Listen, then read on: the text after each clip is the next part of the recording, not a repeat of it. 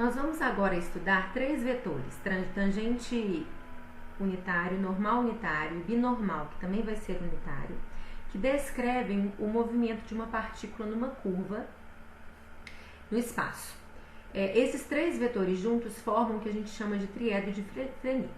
Nós sabemos que se nós temos uma função vetorial R e se ela está parametrizada pelo comprimento de arco, o vetor velocidade ou vetor tangente dessa função já sai com módulo igual a 1. Então, ele já pode ser o nosso tangente unitário. Então, se eu estou parametrizado por comprimento de arco, o vetor tangente unitário já é dr ds. Agora, se a minha parametrização não está por comprimento de arco, é uma r de t qualquer, então nós podemos fazer o seguinte: pela regra da cadeia, nós podemos escrever dr ds como sendo um dr dt vezes um dt ds, porque nós sabemos que uma parametrização depende da outra através da fórmula de parametrização do parâmetro comprimento de arco, né? dt ds. E aí a gente tem que dr de t é o nosso vetor velocidade da função r de t e que dt ds, então dr de t passa a ser v, e quem vai ser dt ds? Se a gente olhar aqui, ó, o parâmetro comprimento de arco, ele é a integral do vetorzinho v, que é a derivada da minha r com relação a s, né?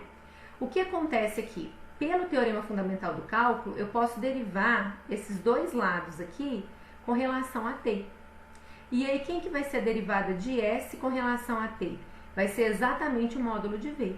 Então, nós temos que ds dt é o módulo de v. Então, dt ds passa a ser 1 sobre o módulo de v.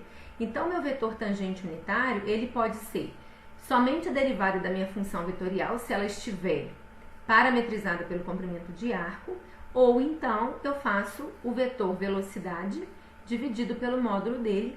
Eu também vou ter o meu vetor tangente unitário. O que vai ser a minha curvatura? A minha curvatura vai ser a taxa no qual o meu vetor tangente vira por unidade de comprimento. Então, a curvatura é uma medida que envolve unidade de comprimento. Então, eu preciso caracterizá-la também pelo parâmetro comprimento de arco.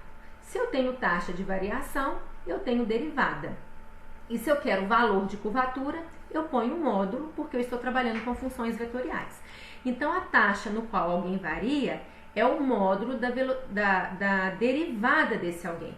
Então, a minha curvatura, o meu casinho, né, passa a ser, então, o módulo da derivada do vetor t com relação ao parâmetro s. Agora, se caso a minha curva não estiver parametrizada pelo comprimento de arco, eu posso usar novamente a minha regrinha da cadeia, né? Eu até deixei aqui para vocês. Eu posso usar, então, que dt ds é dt grande, dt pequeno, vezes dt pequeno, ds. Sabemos que dt pequeno, ds é 1 sobre o módulo de v, então a minha curvatura passa a ser módulo de dt grande, dt pequeno, vezes 1 sobre o módulo de v.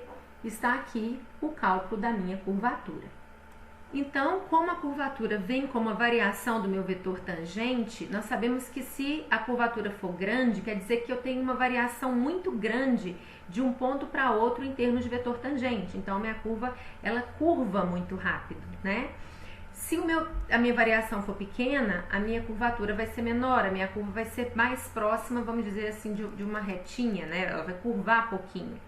Nós temos, por exemplo, que na circunferência a curvatura é constante. Então, eu sempre vou virar, né, de forma constante. Então, nós temos aí, podemos definir uma circunferência. Nós precisamos de um resultado para a gente prosseguir aqui. Quando eu faço o produto interno de U vezes V e quero derivar, o que é um produto interno ou um produto escalar?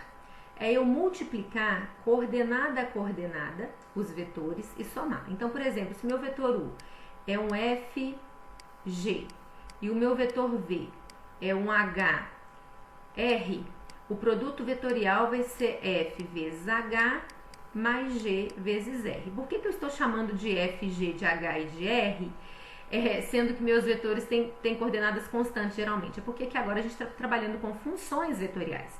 Então aqui eu teria um produto escalar de duas funções vetoriais. Notem que quando eu derivo um produto escalar de funções vetoriais, que podem ser dadas dessa forma, eu vou ter que derivar um produto. E a regra do produto em funções comuns é derivar a primeira vezes a segunda, mais a derivada da segunda vezes a primeira, e isso eu posso trazer para o produto vetorial de função, para o produto escalar dessas funções vetoriais.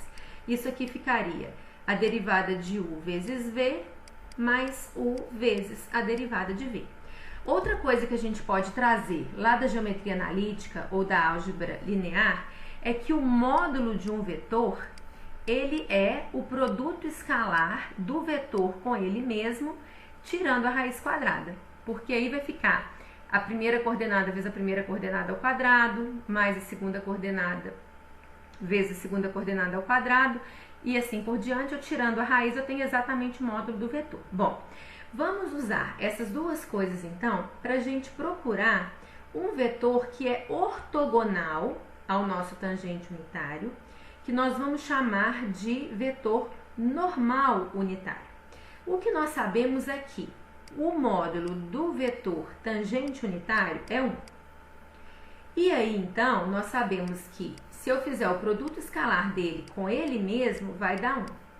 Agora eu vou derivar isso aqui, mas eu preciso usar o parâmetro comprimento de arco, porque nós estamos trabalhando com tamanho igual a 1, nós estamos trabalhando com comprimento.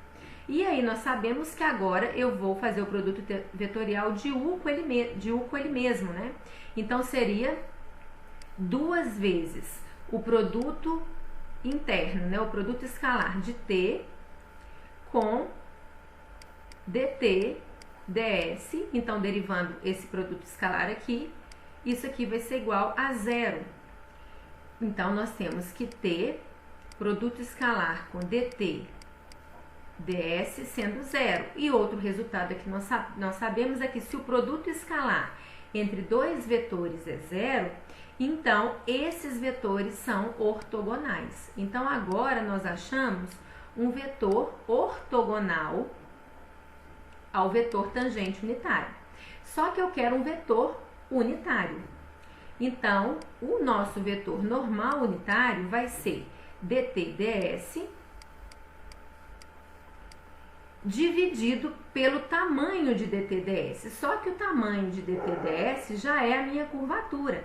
Então, o vetor normal vai ser 1 sobre a curvatura que multiplica dt ds. E isso se eu estiver parametrizado pelo comprimento de arco. O que eu posso fazer é o mesmo que eu fiz anteriormente, transformando dt ds numa variação de t em vez de s. Eu não vou fazer isso aqui agora, mas aí nós conseguimos a igualdade do vetor normal. Então, quem vai ser o vetor normal unitário?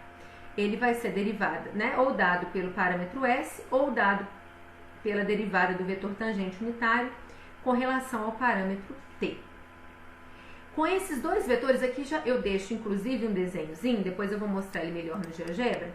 Olha, nós temos então o vetor tangente unitário, o vetor normal unitário. Ele vai apontar na direção do qual a curva está virando. Ele tem a ver com a curvatura, né? Como nós vimos aí agora há pouco.